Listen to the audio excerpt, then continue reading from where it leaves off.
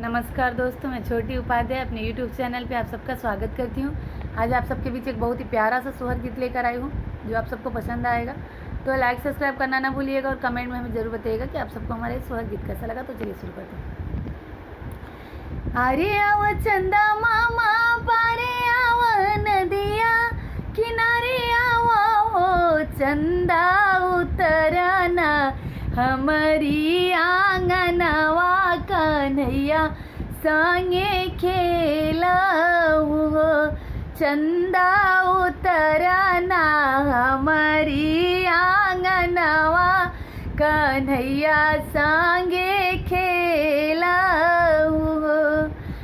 सोन के थार मंगाइले जलवा भराइले जलवा भराइले हो ललना चंदा मामा अइले जलवा भीतर खेलन तू जाऊन हो ललना चंदा मामा अइले जलवा भीतर खेलन तू जाऊन हो।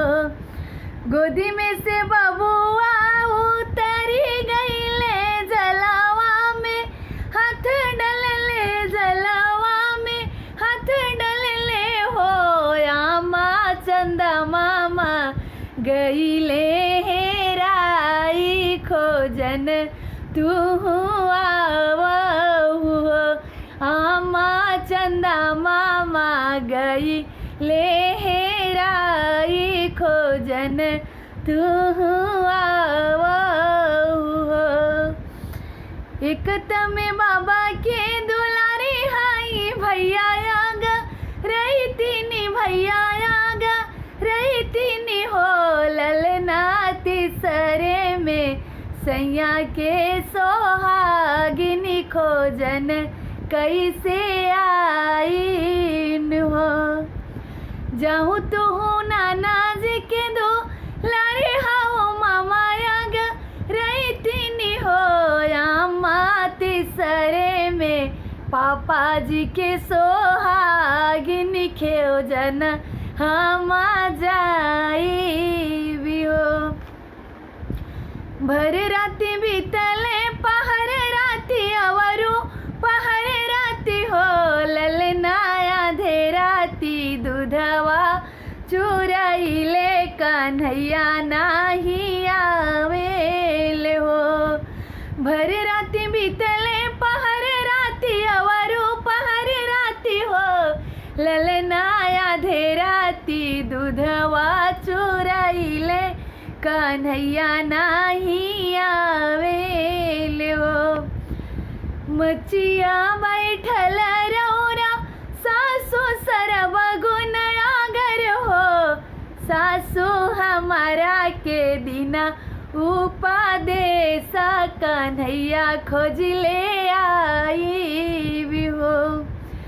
राम रसोइया रौरा गोतिनी सरब गुन आगर हो गोतिनी हमारा के दिना उपदेश कन्हैया खोज ले आई भी हो। सिपुली खेलत रौरा ननद सरब गुन आगर हो ननद हमारा के दिना उपदेश कन्हैया खोज ले आई भी हो।